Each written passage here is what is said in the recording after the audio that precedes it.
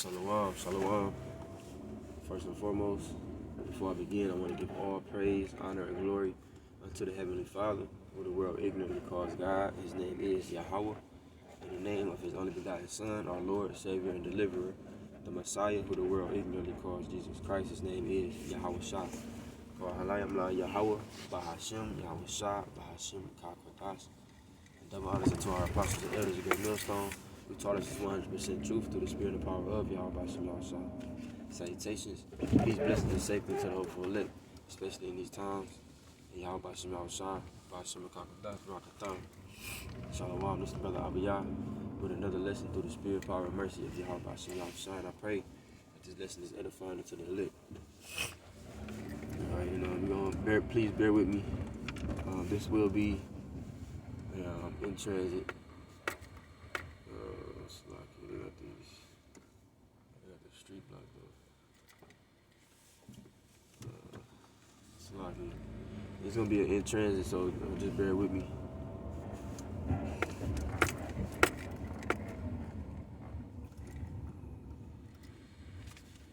Alright, so as you can see, the title of this lesson is I'm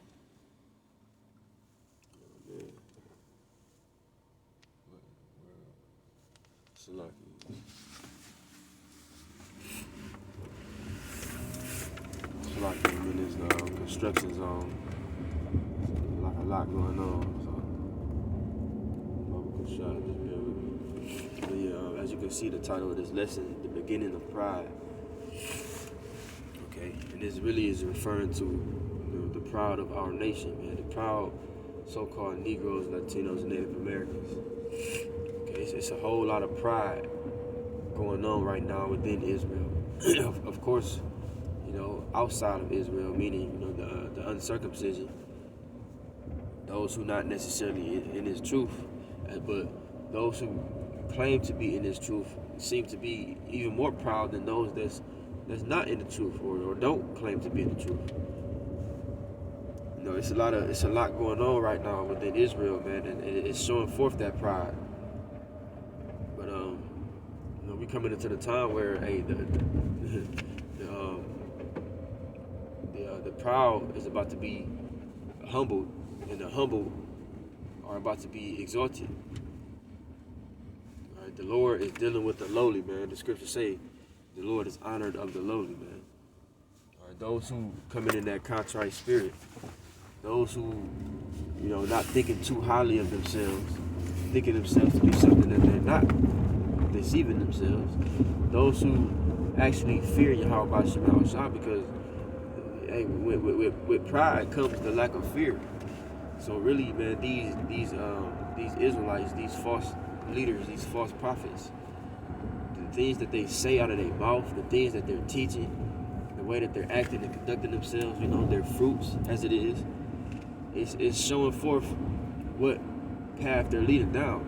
Now, we can't say who's of the elect and who's of the 2/3, but as I always say, there's a certain way that the elect is going to act and conduct themselves, and there's a certain way that the 2/3 are going to conduct themselves. And it's not hard to see and filter through the scriptures as we witness these things. But these guys, and I'm not even going to go into it and mention their names, because those who know, if not, then they probably just ain't meant to be. But these guys in Israel, man, the things that they saying and the way that they acting is not pleasing to the Lord. And I'm sure a lot of them know this, but if they don't know, it's because the Lord has put that spirit of slumber on them to not recognize what they're doing, man. But nonetheless, either way it goes, it's all according to Yahweh Shah's will. The fact that they don't understand that what they're doing is off. Or if they do understand and they still choosing to do it anyway. Either way it go, it's off, it's wicked, and it's not according to the will of Yahweh Shah. And that type of mindset, that type of attitude, teaching those things, that's very dangerous. I forget who said that. I was watching one of the elders' lessons. I believe it may have been the elder Amawak Gabar, but he said, the way that they acted is dangerous, man. And that couldn't be more true. The way that these guys are acting, the things that they saying is dangerous.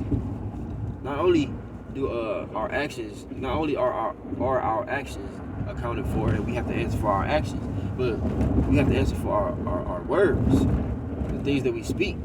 The scriptures even speak about how the things that you speak, those things are what defile man. You know, so the madness that's being spoken of, the way that these guys are puffed up in the sight of the Lord, because it's not to other men like they may be thinking. You know, they think I don't know what they think. They think they flexing on the apostles and the elders of Great Millstone.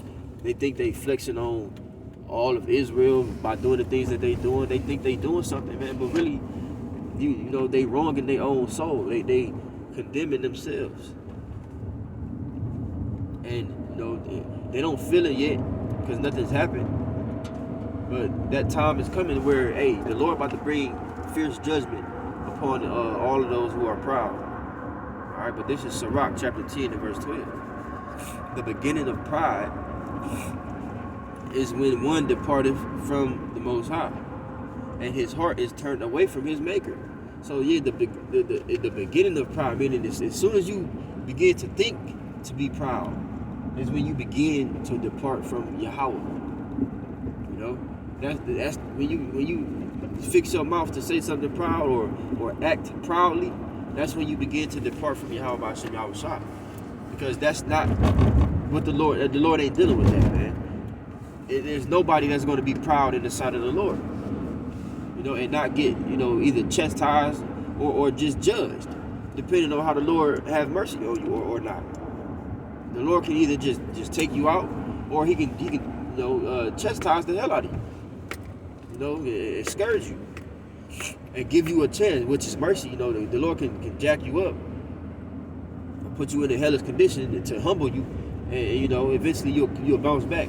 But you know, when you come back, you either humble yourself or you act more proud, like some guys are in Israel, certain leaders in Israel, and then you know, what's left is judgment, destruction. You know, because you blessed. You know, like the world would say lucky, but no, you blessed if the Lord don't kill you for coming proud and being proud in His sight, man. But you have some guys who don't even take that into consideration.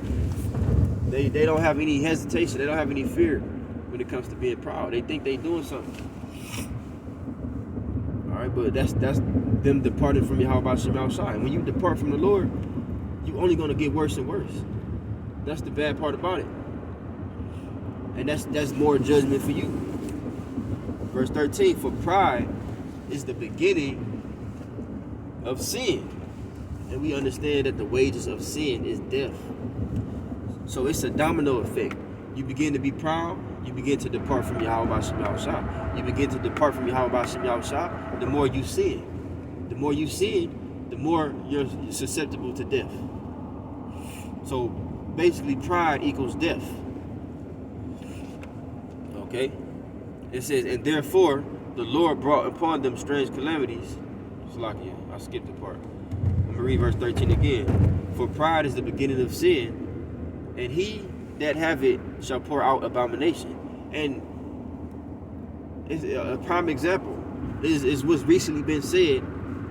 I'm going to just say this. What's recently been said by one of the heads of ISUPK. And I'm going to just leave it at that. That is the epitome of pride. Not having any fear in what you say and what you teach and what you promote. That is pride, because you don't think nothing's going to happen to you. You think you're right, and you think that you don't have to examine yourself and analyze the things that you say before you say it. You think that what you say, that's what it is, and can't nobody tell you nothing because your word is bond. No. Little do you know you're wrong, and you sinning against your own soul, man.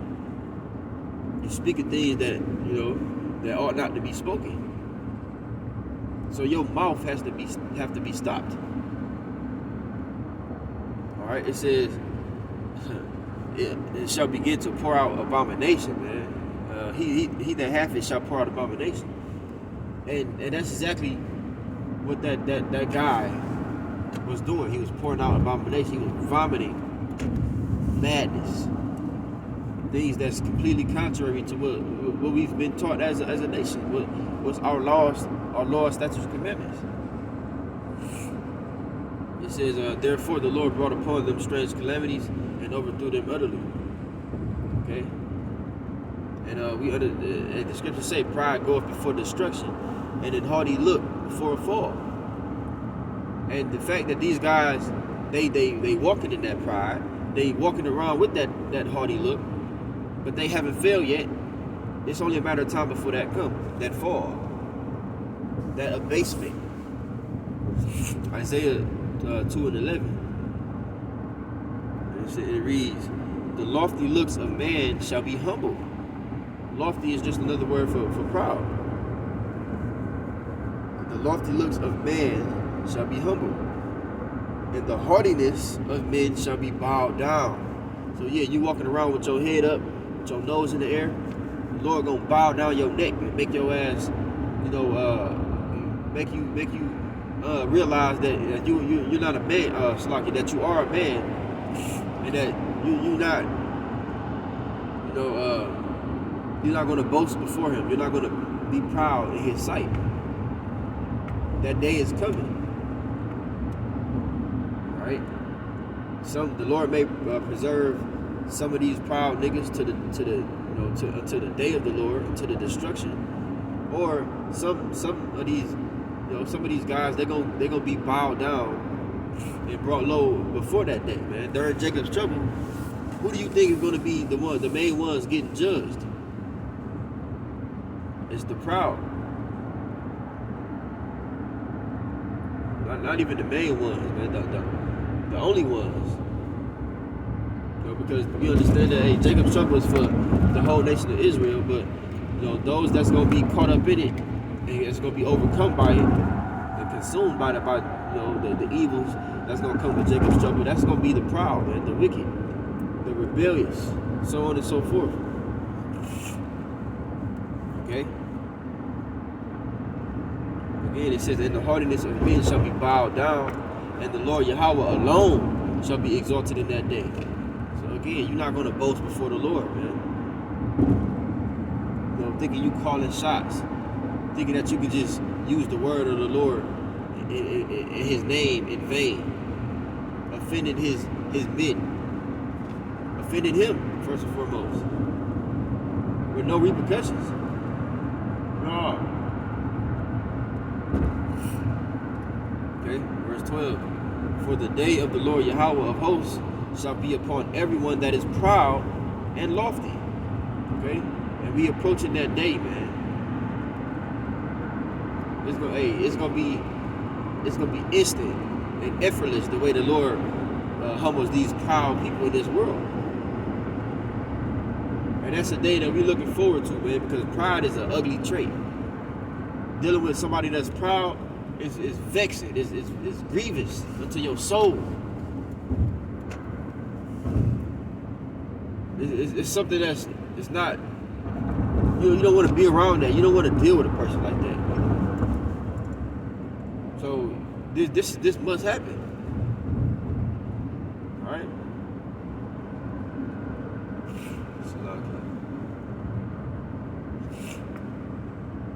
All right, continuing on in verse 12, it says, and upon everyone that is lifted up, and he shall be brought low. Okay? So yeah, the proud, the lofty, the haughty are about to be brought low. There's not gonna be any more of that vain talk. There ain't gonna be no more of that boastful speaking, that confusion, that babble, man. Walking around thinking you can just say whatever you want out of your mouth. And that it's not gonna, and the scriptures say every idle word that man shall speak, he shall give account thereof in the day of judgment. And that's just when it comes to words. Not to mention what these dudes are doing behind closed doors. We see how they act on camera. What the hell you think they act like off camera? You think they're better? You think that they just acting? They putting on a front? No, man. This how they really are. If anything, they only show you a portion or a percentage of how they really are.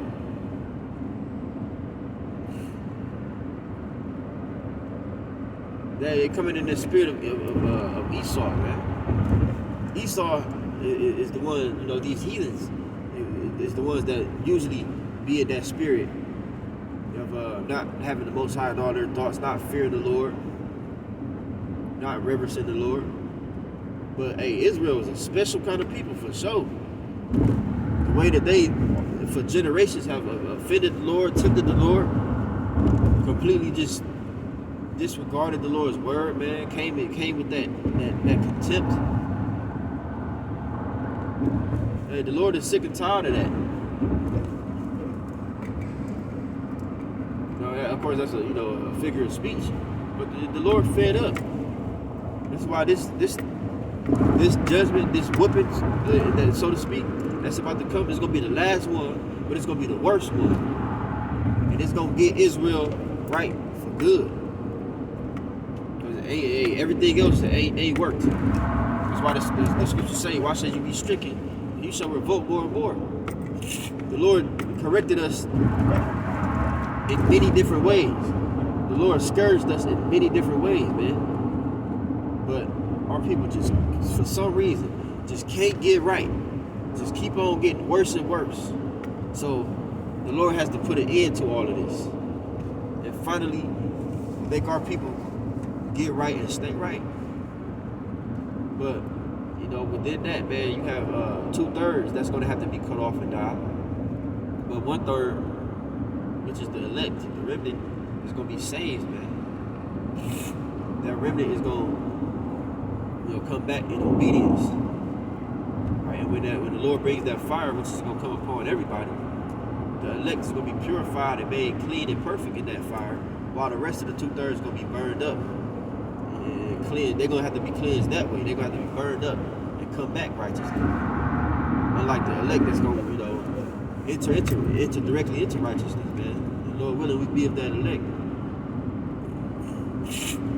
We don't never want to get proud, man, and boast ourselves before the Lord. That's something you never want to. That's something I don't never want to do. Slakia, y'all about shy. If I ever, came in a proud spirit, man.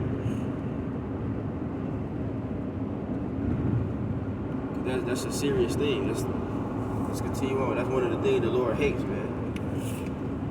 All right, Proverbs 18 and 12. Before destruction, the heart of man is haughty, and before honor is humility. All right, but these guys, they honor themselves. They walking around like they already kings of the earth. Like they didn't seal themselves as the elect. The Lord is not dealing with these guys, man. And it's gonna be made known who the Lord is and ain't dealing with in the very near future. Because the Lord, those who the Lord ain't dealing with, they about to start catching hell. But again, that fire or that hell that's gonna come upon all Israel, the elect, is gonna make it through that hell. It's gonna be protected and provided for through that hell. But the 2/3, the wicked, the proud, the lofty, the haughty, they're gonna get consumed by that hell. That hell is made to overcome them and destroy them. But Lord willing, we be of the elect. We're gonna walk in humility now, so that in the end, we may get that honor, rather than giving yourself honor now and then be having to be forced into humility. Y'all can have that outcome. All right, Sirach chapter 2 verse 14. Woe unto you that have lost patience, and what will ye do when the Lord shall visit you? They that fear the Lord will not obey his word. Will not disobey his word. And they that love him will keep his ways. That's coming in the spirit of humility. Because the proud, the scriptures say, I believe it's in Micah. They say it's a vain thing to serve the Lord. That's some proud stuff to think and to say. But you have some people that's actually in that mindset, right? But they that fear the Lord, those that are not proud, those that are humble, they're gonna obey the Lord's word, man. They're gonna do according to what the Lord commanded, right? And they're gonna keep His ways to the best of their ability. Verse 16: They that fear the Lord will seek. So like, let me make this.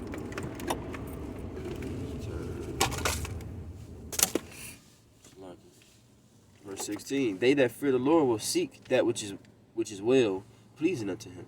Yeah, you're gonna desire to do that which is pleasing and acceptable unto the Lord. You know, you're gonna seek to, you're gonna seek the Lord every day. You know what you're gonna be constantly meditating on what you can do more to please the Lord, so that the Lord can remember us. All right, and remember us in the time of trouble. Remember us, building up a relationship with the Lord, proving our love and our fear, our faith by our actions. All right. So again, they that fear the Lord will seek that which is well pleasing unto Him, and they that love Him shall be filled with the law. All right. But these guys are lawless, man. Literally, they teaching things contrary to the law. Verse 17.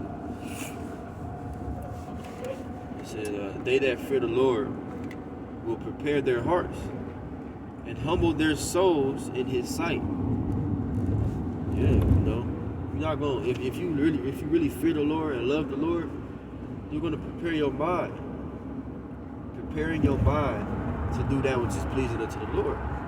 Not, stand in your own mind. The scriptures say, matter of fact, I'm gonna have to get it. Just bear with me.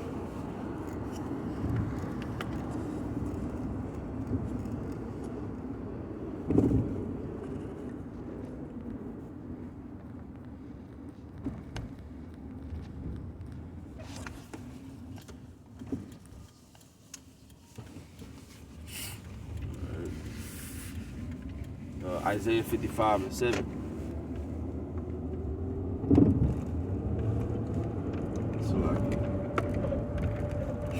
It says, let the wicked forsake his way. Yeah, the ways that come in your mind. The ways that you think is right. And these people, this is why I be so many accidents. This idiot, people are just so impatient. It's ridiculous. This guy just, because I guess I ain't going fast enough for him, which I'm going to speed limit. I ain't going fast enough for him. He gonna speed around me and go into the other lane, the opposite direction, just to get in front of me, just to get to a stop sign. These people are retarded, man. It's lucky, man. I mean, these people are vexing, man. I can't wait. Speaking of pride, now we in the same spot. All that for nothing. I'm going to read it again. Isaiah 55:7. Let the wicked forsake his way. The scriptures say, be ye transformed by the renewing of your mind. Because our minds, have always led us astray. We had to have our minds cleansed, man, and be given the way or the mindset that the Lord is pleased with, so that we may do that which is pleasing unto Him. It says, and the unrighteous man his thoughts, and let him return unto the Lord Yahweh, and He will have mercy upon him, and to our power, for He will abundantly pardon. But Jake don't understand this. They rather continue on in their pride. They rather continue doing what they want to do, but still want mercy. That's not how it works. You want mercy, you have to earn that mercy, and hope that the Lord, will provide it. You gotta repent and change your ways. That includes your mindset. Okay, we can be proud in ways that we don't even know. That's where that self-examination comes in, man. And repentance, man. We need to constantly pray to the Lord for forgiveness, man. I go for me first. All right. It's not really park real quick.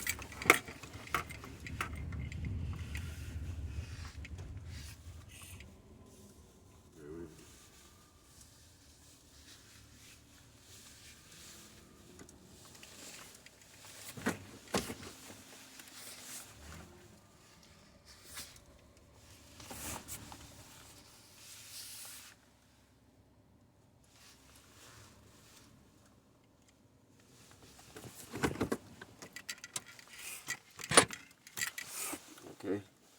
Let me continue on in Isaiah 55. I finished it. I'm gonna read it again. Let the wicked forsake his way, and the unrighteous man his thoughts. Oh yeah, lean not into your own understanding, man. Follow not your own ways. It says, and let him return unto the Lord, and he will have mercy upon him, and to our power, for he will abundantly pardon. So the Lord is pleased with them that's seeking to, to do right. Those that are seeking to actually, come humbly, and that are willing to be transformed, that are willing to be changed and cleansed in righteousness. But majority of our people, they comfortable, they content with the way that they are, and they actually get worse. Some realize it, some don't. Some delight in it. Most delight in it, and others is just blinded to the point where they don't even know. They think they actually doing right. All right. So back to Sirach, chapter 2, and verse 17. They that fear the Lord will prepare their hearts and humble their souls in his sight, saying, we will fall into the hands of the Lord and not into the hands of men. For as his majesty is, so is his mercy. Okay, and we just read that, they that forsake their ways and return to the Lord will have mercy and will abundantly pardon. But you're not to take that mercy for granted. You're not to try to take advantage of that mercy, because doing that is going to get you destroyed faster. Thinking that you're going to, try to finesse the Lord's mercy.